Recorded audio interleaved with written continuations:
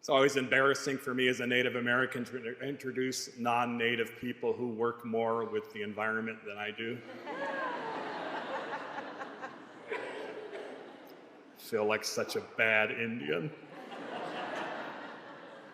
I mean, I'm allergic to most everything that grows. So I want to introduce you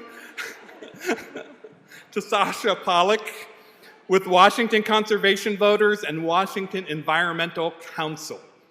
Sasha is the Climate and Clean Energy Program Director and works every day to advance climate and clean energy policy in our state. Welcome, Sasha.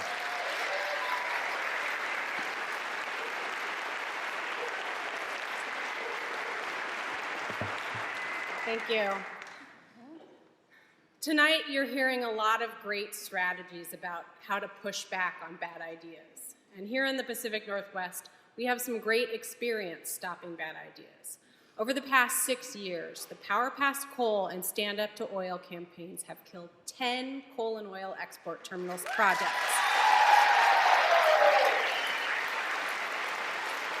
We're not done,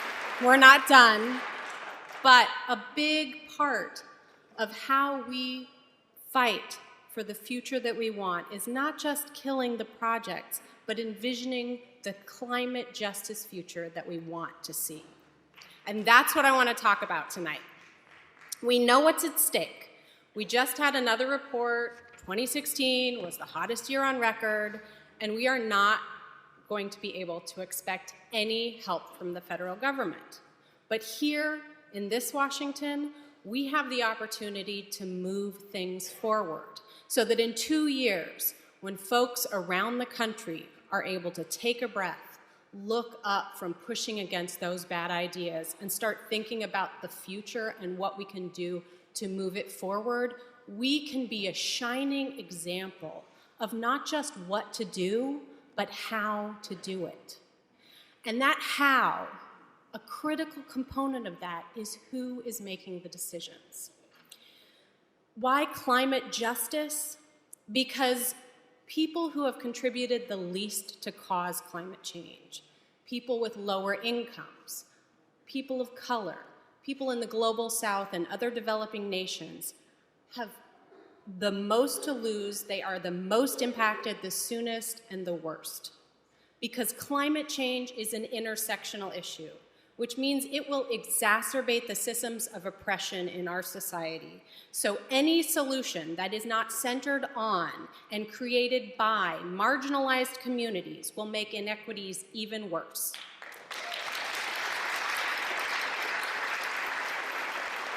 Because in America, race is the #1 indicator of whether you live in a polluted area.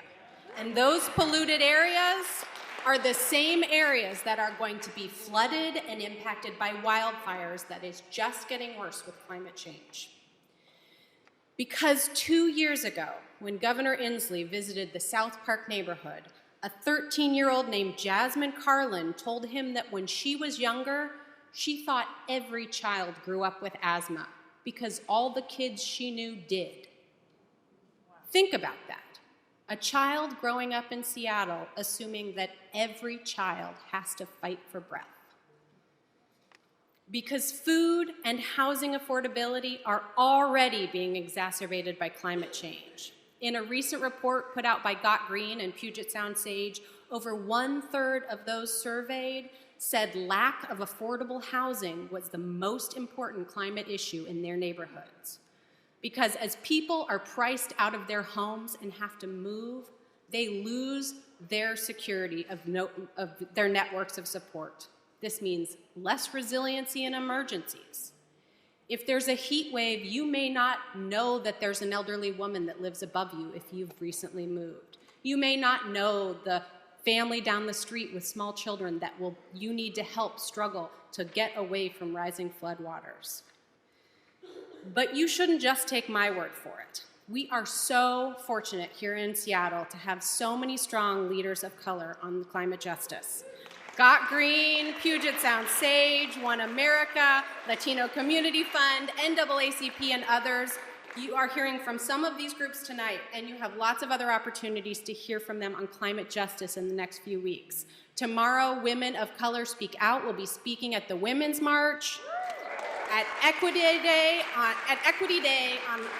February 20th in Olympia, Tony Lee of Asian Pacific Islander Coalition will be speaking about the importance of fully funding education, but not at the expense of clean air and clean water. Because the impacts of climate change are so intersectional, our response must be equally intersectional. Alleviating disproportionate impacts like pollution and income inequality must be central to any policy we propose. And we need everyone, not just traditional environmentalists, to win this fight. Front and center, a coalition of groups rooted in communities of color and communities with lower incomes puts it this way. Time and time again, opponents of workers' rights, environmental protection, economic justice, and public health have successfully pitted workers, environmentalists, people of color, and other communities against one another. We call for a climate change policy that cuts carbon emissions and addresses poverty, that invests in disadvantaged communities, creates good, clean energy jobs, and improves both air quality and public health. So together, we have formed the Alliance for Jobs and Clean Energy. We have written an equitable, effective carbon pricing policy, and now we are asking you to get involved.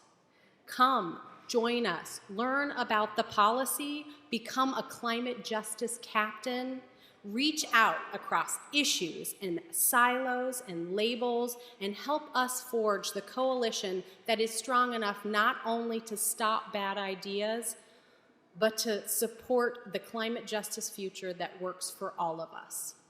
We are hosting activist trainings on January 24th and 28th. To learn more about these and our policy and to get involved, text WCV to 52886. We are up against the wealthiest industry in the history of the planet, and they have shown themselves categorically unwilling to relinquish the power that is killing our planet and our people. So we must take it back. I hope you'll join us. Thank you.